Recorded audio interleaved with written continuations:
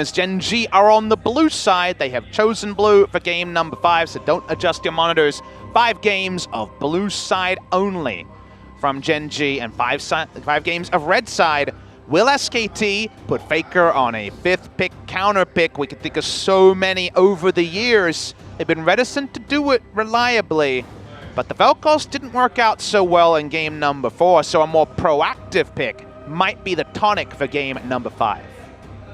If I'm Gen.G, just ban away the Olaf again. I mean, do you think maybe they go ahead and ban Ryze instead of the Taliyah, and that leaves a decent pick open for Haru, a very high tier pick in the jungle at least? Or they just ban it again. And yeah, you'd have to think Gragas also will be considered as the first pick here, because flex pick into 3 different roles. QV play at the top, Haru can play at jungle, but he's not quite ambition when it comes to the Gragas players, and CoreJJ could definitely be playing it in support, even though it isn't something we typically expect from CoreJJ. He's much more of a Tahm Kench. Gotta say, the Tahm Kench being rolled back for SKT isn't the most confident, but it is Tahm Kench Ashe, which we know can take over games pretty reliably. Yeah, this time they wait. They say, oh, we don't have to pick the Ornn this early. We don't have to hide our Kindred. I would expect them to reconsider their Kindred pick. Maybe something like a Sejuani or a Trundle, right? A Sejuani struggled, but that was up against a Trundle. His Trundle, second most played, has a winning rate on that one as well. He's 5-4 on the pick, something you could consider. Of course, QV did play the Gragas the last time around, but it wouldn't be the worst, blind pick into the jungle in that sense. Do notice that with Alistar open, because Ashe is locked in, they don't want to opt in to say Alistar Varus here. They do go to the Braum Varus. Alistar misses here we go. And the Akali's locked in. All right, now suddenly Lissandra can be banned in this round by SKT. Otherwise, I think that will be the crown answer. Galio Lissandra. The Galio's the first.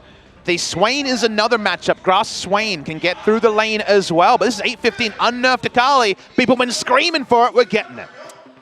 Man, she does so much damage. It's ridiculous. You were talking about how she can pretty much 100 to 0 anybody if you are in the lane. There are a couple of counters that you did mention before, but Faker, he's shown so many times he can play it in solo queue. No doubt they've practiced it for this patch specifically. I love the pick here. And counter is a strong word. Can be competitive, yes, but counter is a different thing. You gotta think that Lissandra's the one that sticks out. Again, we saw it from Nuke Duck over in the EU LCS final. It's been practiced by Crown, both in the past and in solo queue. Sandra would make sense. Not the highest damage champion, but will definitely be a concern or a consideration from the side of Gen.G. Second ban, probably towards the jungle pool here. Will that Sejuani or Trundle be looked at, or will they go somewhere else? It's gonna be the Sejuani. Sejuani was the most played from Blank. He's actually 8-3 on the pick. And now thinking about a blind pick top lane, something that could also do well into the Gragas. And a takeaway from QV, if he was going to be jumping on to a blind pick, it would have been the Gnar. So no Ornn.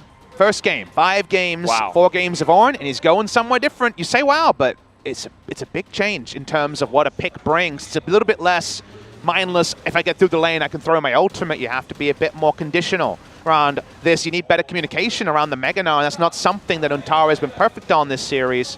GP going to be taken into the Gnar, and there's the Lissandra. Lissandra makes sense. And, it's interesting. They wanted to get that final pick for Blank here. They wanted to know who is going into the jungle.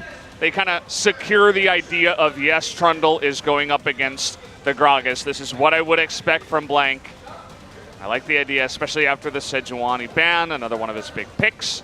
Unless he decides to change it up towards the end. It looks like this is what we're going to have here for the pick ban. There it is, locked in. And a very cool ending to this best of 5 to see who makes it up against Griffin on Friday. And we 1-3-1, boys, and you got to love SKT in terms of what they have in the 1-3-1. They've got a lot going on here. Ashe Tahm Kench. There's no Kai'Sa to match it on the side of Gen.G when it comes to AD carries that can rotate. While the GP can take over Gnar, can he find a build that deals with both? I think you have to throw in something like Steric's Gauge to have a hope of getting through the Akali. I don't think just a Hex Drinker will be enough. Lissandra can definitely run out of damage when we're so assertive on picks, and the pick comp in the mid game can be powerful from Gen.G. Will Faker drop Ignite? Because many laners, Caps for example, took Ignite in the Lissandra matchup because everyone knows how much damage level 6 Ignite Akali does, but you drop out on that, the full health burst goes away. We'll see in-game if there's any adjustments. For now, it seems to be the cleanse. We'll talk more about the matchup as to why Crown went there over, say, a Malzahar. That also was going to be a possibility. It's locked in that the Akali is there. It does not go a full series without seeing play. First Korean Akali at the highest level. Definitely the dream for SKT and especially Faker fans. They wanted to see him play Akali. This is the first time that Akali is actually available here in Korea, and well, Faker's going to give us that time here in game number 5. The Gnar into GP, Cuve's GP also quite nice. We'll see how he can do on that pick and how Haru does on a new jungler. No more Camille, it's going to be that Gragas for some extra picks. So many things available on the side of Gen.G and going for those picks, and Faker, we'll see if he can get the picks himself onto champions like Ruler, because everybody else is going to be looking pretty nice, besides that Braum and beside the Lissandra. But either way, guys, the countdown has started. Game number 5, Gen.G up against SK Telecom T1. Who's moving to Friday? Let's find out.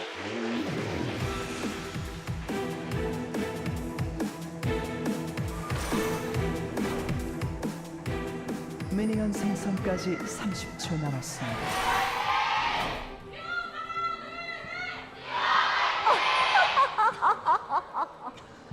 I just figured I'd let that one go through.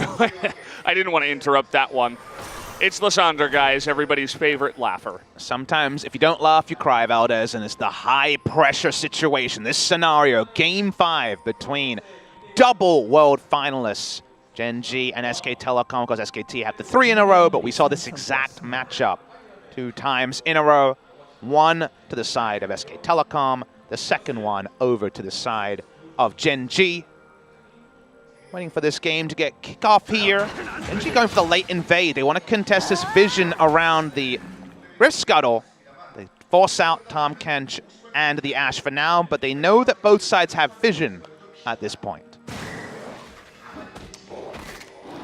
Yeah, nice little start. I'm going to be interested to see how Blank does on the Trundle, if he can. You know, we saw games 1 and games 2, and we were thinking, uh-oh, is this Blank in that not-so-great form? Is he back here? Is he going to be part of the reason why SKT don't make it? Looked a lot better on the Kindred, though. And now we have a new champion for him in the jungle. Has to prove himself. And how about coming up to the top side is going to reveal himself, but still in position for the gank. Not going to go for it as he sees the positioning of Cuve. Cuve showed the vision there. Blank's coming up. He wants to try and find a way to steal away this blue buff. Haru has Smite.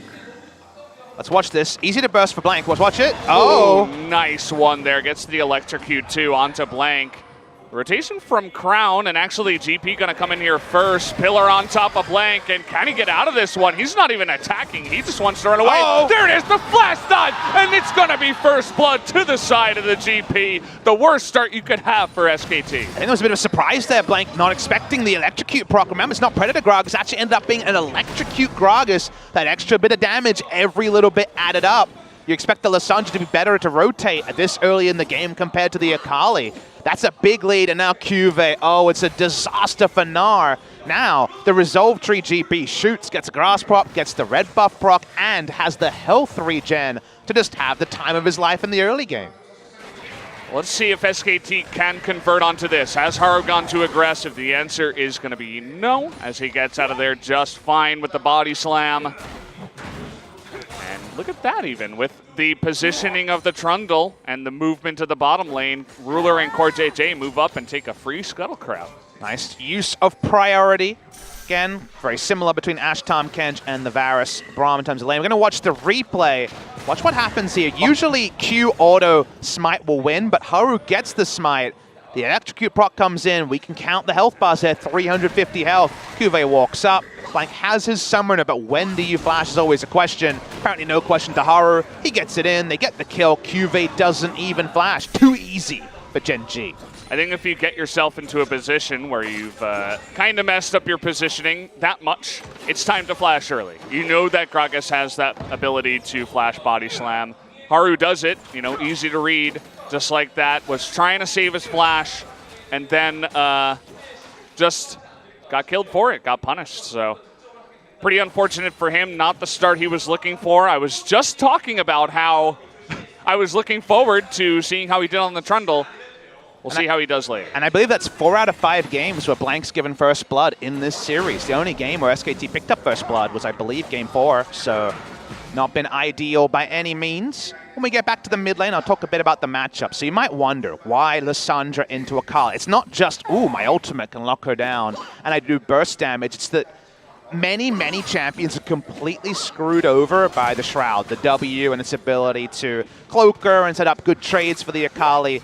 Akali may not be clickable, targetable during that, but she does get hit by AoE, and every ability, if you include the self-cast ultimate, is AoE on the side of Lissandra. Her Q has very short cooldown when it comes to harassment, especially by level 9. So you just get so much incremental harassing. You've got great gank assist with your W and your R. It is a very comfortable matchup into that Akali, and you can see Faker showing plenty of respect. He has the cleanse, he doesn't have the ignite, and for now, just a small CS lead for Crown, but by the time the lane comes in, it's 50-50. Oh, they're looking for a pick on a Blank. He doesn't have his flash now, and oh boy, he is so dead. The Chilling Smite comes in and just secures it there for Haru. Really good read with the ward, and Crown making that Lissandra work. And every time they're just clocking that gun and shooting bang and getting the kill. It's so assertive by the side of Gen.G. It's really good to see them pull that off. Haru comes in, he's not missing a beat. And now Gen.G. continue to have power through the mid lane. Faker will be pushed up, and really it's only until items come in that we expect the tide of this lane to change. We can also see some counter jungling being done as well. It's all a pressure game, and they're going to have to make the 1-3-1 pay it off, because for now, Faker can offer so little for his jungle or for his team. Just desperately trying to survive at this point in that lane, taking so much harass damage from the Lissandra. And now with no jungler presence at all, just chilling down there. The bottom lane even, the Braum-Varus combination has gotten way far ahead of the Ashe and Tahm Kench lane. We didn't get too many looks here as we were paying attention to mid and jungle, but looks like so far Ruler and GEN.G have been doing a good job of winning this lane too. And with Cuvée getting that red buff, suddenly top lane was basically a 1 lane for the GP. This can always happen if you get an early gank or a red buff coming through. The kill making him very happy. The Lissandra has control on the Akali until she really doesn't, and that's either based on ganks or item timing. So for now, it's happy. Varus will also always be able to win the Ashe lane early, even though both of them tend towards a utility as the game goes on. The Gen.G's draft certainly looking comfortable. A Kindle Gem thrown on for the Proto Belt on the side of Crown. And really already SKT are looking forward to a potential 1-3-1. Looking forward to Akali having kill pressure on either the Lissandra or the GP. And with no ignite, wonder if that will come if they continue to fall behind in little spurts when it comes to the CS in some of the lanes. Although that's a nice trade for Faker. Good trade for him, throws down the Shroud, says, haha, you can't see me. Lissandra, Crown not just going to throw around himself. How about this for a pick? Looking for GEN.G, good pillar, but at the end of the day, they're just going to get that control ward. Bit of visual lag, but that one was short, guys. That's the ones we've been dealing with for a while, so don't worry about that one. Continue going on with the game. No remake needed just yet. GP confidently farming. Everyone would love an Infernal Drake. Massive damage coming out on both sides, but for now, no serious visits are possible. Cuvée having a ball of a time in the top lane, is ahead in CS, is just chilling. Not often are you 700 gold ahead when you have no Kleptomancy, but he's just partying in the top lane. Seeing the Blast Plant over. It's very conditional gank here, but they would love to kill GEN.G, but didn't use any summoners, and that makes him really elusive to try to take down. It's really trying to make something of not much, as even you can see Gen.G's bottom lane know something is up. Perhaps it was the positioning of Bang a little bit far forward, or just knowing that, hey, he's not on our other wards. Still there in the bush, looks like he's going to try to go for a recall. And back he does go. Again, Akali potentially can take over a game. Even though Akali's changed in many ways with her rework, I think we all remember the Akali conundrum of, well, her lane doesn't go very well. Uh-oh, she got a triple kill and a gunblade. It's all over. It's not quite as rife as that, and yet when it comes to purely can you kill in the 1-3-1, she's a pretty potent killer who's very hard to step away from, especially when Faker is piloting her. Plenty of games you could have observed on his stream and solo queue over the months that Akali's been enabled but not available into competitive play. So that's the game state already SKT have to look forward to. However, a 2,000 gold disadvantage at 9 minutes, and also just the ease of access to teleport Lissandra to start things. Definitely the pick power for Gen.G can be wielded before the Akali is truly online. Faker even forced to back on a non-cannon wave, misses a couple CS, goes back, picks up some magic resist. Still struggling to hang on there, as are the rest of SKT. They're already down 2,000 gold here before 10 minutes. And remember that after the first blood, Untara is not on. And while that is obvious, what it means is you cannot just throw an ult and be fine as the game goes on. You need to be playing around timings. We've already seen him unfortunately have some struggles when it comes to some of the shot calling decisions. Remember his turret dive when Faker was trying to disengage in the mid lane. Need to be in the Mega now at the right point. And if these trades keep being so one-sided, gotta worry about maybe just straight up dying to Cuvée as well.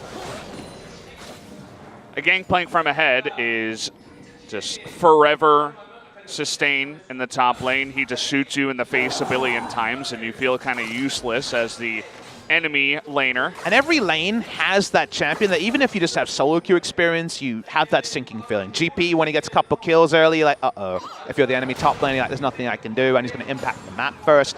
In the jungle, something like a Graves or Lee Sin runs over you. Kha'Zix back in the day as well. So many champions that can just run away with the game, and while we're not at that stage just yet, definitely an early Trinity Force timing, and how about an Infernal Drake to just make it even better? Yeah, Gen.G, there were a couple of games where they did not look fantastic, and SKT looked really, really good. Outside of those other games, they were dominating SKT. This game is no different. I like what Blank is doing, though, trying to go for a trade here for the Infernal. And maybe even a dive up into the top side. Okay, this is quite interesting. Down comes the Cannon Barrage and a TP. Flashes away. Do they have the damage? Faker is going to get in there and kill him. But can they get away is the question. Two members on the top side as its only Crown will look to get away. Blank awkwardly is still doing this. Rift Herald alone.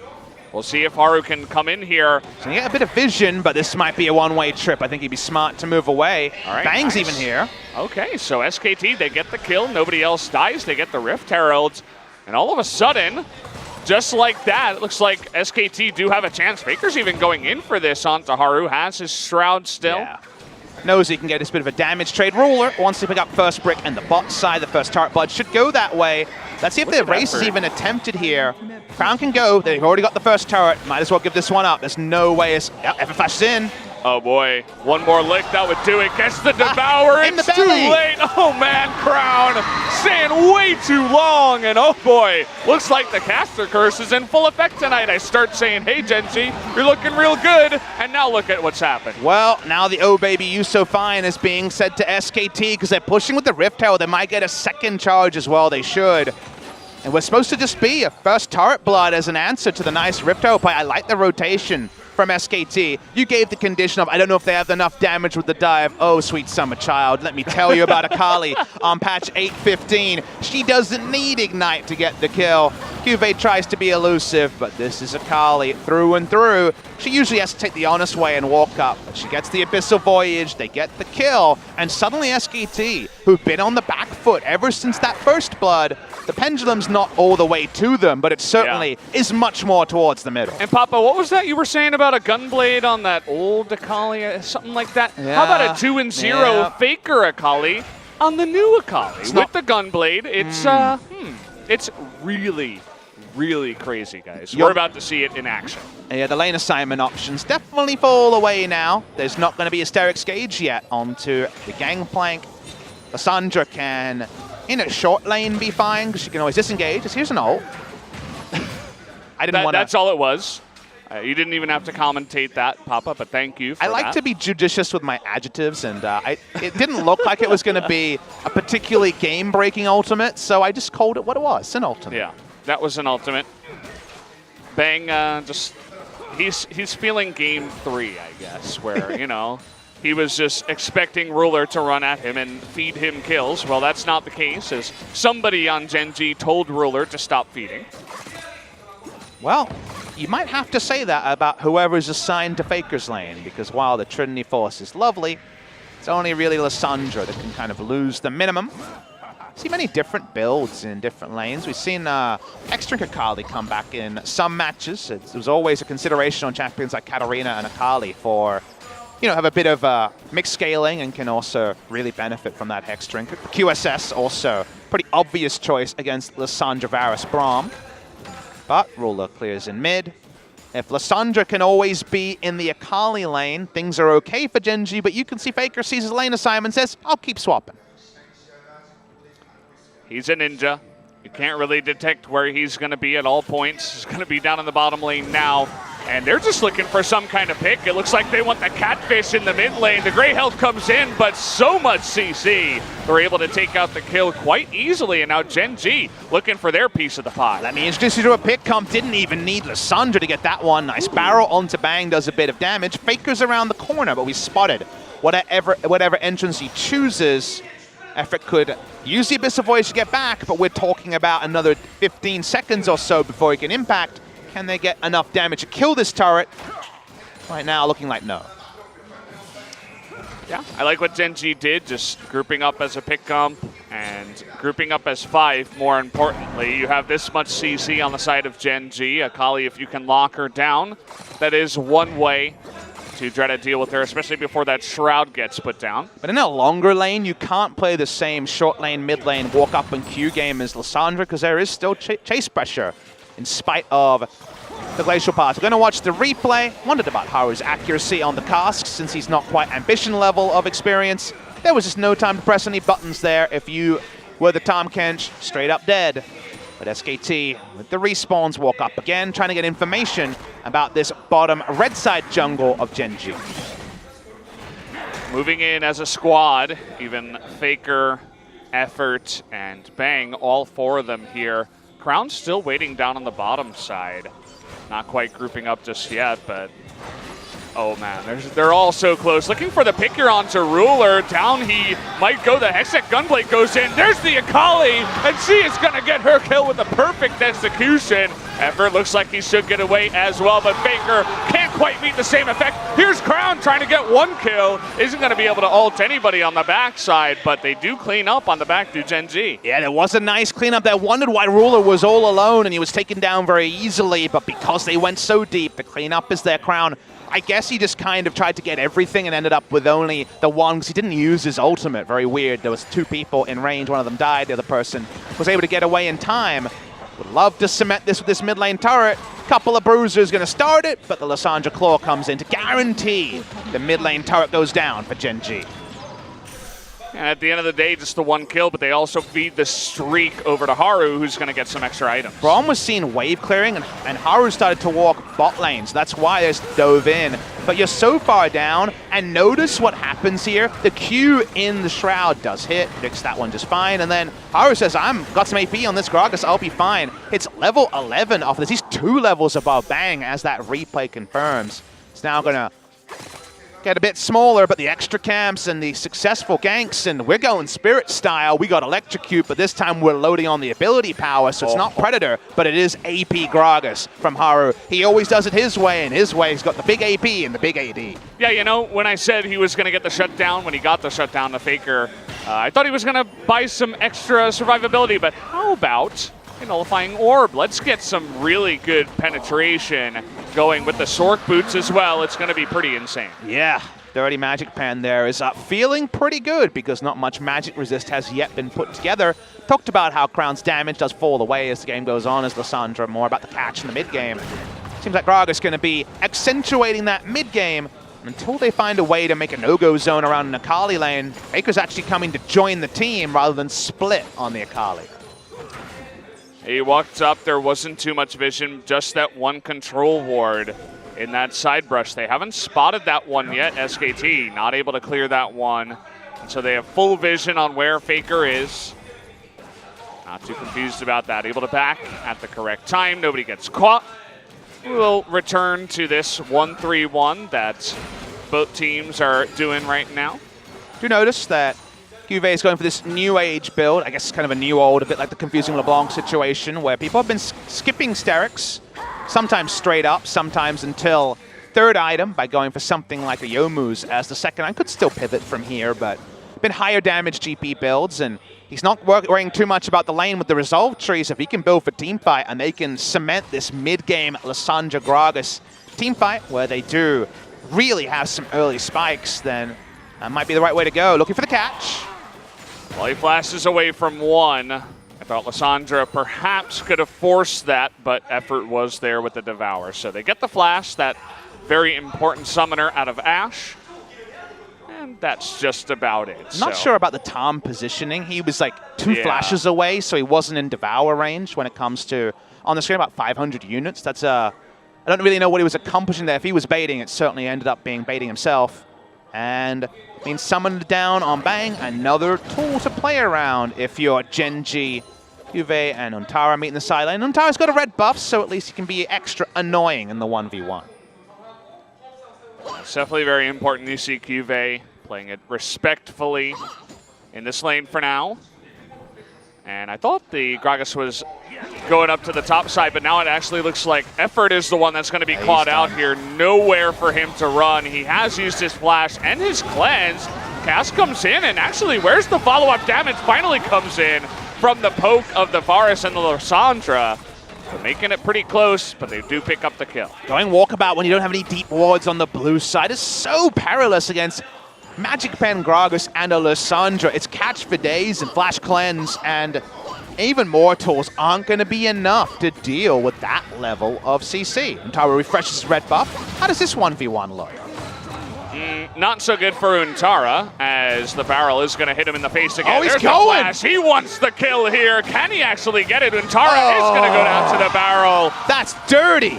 Faker comes out of the side lane here, though, on top of Crown. They want to get him. There's the flash, but he does have that blasting plan. Goes straight into Blank, but he's got Haru nearby, and that means that there's nowhere for Blank to go. 3 members of Gen.G on top of him. Going to give the kill even over to Ruler. And Crown? Ooh, close one there, but might just be content to take the Baron at this point, at least clear out the vision. Gauntlet Juve, man, he's so dormant for so long. They finally get Untara out of his Orntara safe zone, and this GP is running all over him. Suddenly, everything's on fire for SKT. They need a miracle Baron steal, otherwise it's maybe a game-winning lead for Gen.G. Well, let's see what Faker can do. Has the Shuriken on, the arrow does come in, and oh boy, he does get the smite down as Effort not able to quite steal that one away. Not sure about that play either, the Abyssal Voyage himself. Just a bit desperate. Watch this play here. So Untara picks up the red in the same level as you might think, okay, it's time to go. But Untara has 1.5 irons, Black Cleaver, and almost a Rage Blade, so it doesn't do that much in the 1-for-1. Juve puts over this, and he's not going to commit, but then the auto misses from Untara. Just an attack move there to try to get rid of the barrel. And if you hit all your barrels, into the death chamber you go. This is the follow from Faker on the top side. Crown gets the healing. Able to open up space twice, hits all of his abilities, and then Haru's there to rain on the parade. Faker backed at the exact right time. He knew what was going to happen, and if he didn't back quite at that time, he may have gone down. The miss on the claw as well means that it's not interrupted. That was, of course, red vision, not blue vision in that brush, so just guessing and not able to get the interrupt would have been another kill to eventually pad the stats, but they get the Baron with the extra time, so you'll take it if you're Gen.G. We talked about how both teams can play map utility and move around with these drafts. Gen.G are sticking the landing when they're strongest. Melanomicon is done for the Gragas. Everyone on their team does so much damage at 23 minutes. And sometimes you look at the Drake and say, what better time for another Infernal if you're a Gen.G fan? It's just insult to injury at this point as, well, they're already at 8,000 gold ahead, and they're looking to bite off even more. 2 turrets now in danger, one on the bot side, one in mid. Alongside the Infernal, you already mentioned Akali. good at getting executes and good at assassinating people, but if everybody's got Azonias or tanky stats, extra levels, and you have no team to back you up, what exactly are you going to get? They're going to try to go onto Cuvee here, but a barrel to the face, even in the shroud, it doesn't matter. Blank is just beat it in, as there's nowhere for him to go. One shot to the face nearly kills him. Roller is going to flash, and now he's dead. Down he goes to the barrel as Cuvee picks up another kill, and Gen.G take out a very desperate SKT. Just to do some bookkeeping, he just 1v2'd there. The teleport was only for added effect. It's turned around. Akali used second dash away from a Gangplank who has no tankiness. This game is so far out of order for the side of SKT. With 24 minutes in, minute more of Baron, the base already in tatters for SKT. A minute more of Baron. Didn't even realize that until you said it, but it's insane how much they got out of that Baron power play. Oh, look at the GP items. It's just rude. Might as well. I mean, he's going to begin one-shotting people now.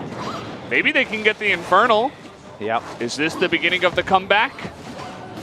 I'm sure a lot of SKT people would love to hear me say that, but this is going to be a long, long road to get that comeback. 8% more of not much, still not much, and Gen.G want to add some kills to this. Ghosting in his core JJ. It's a good thing that even when Trundle is massively far behind, he still does have a pillar. So Blank a little bit useful in this game towards the mid-game.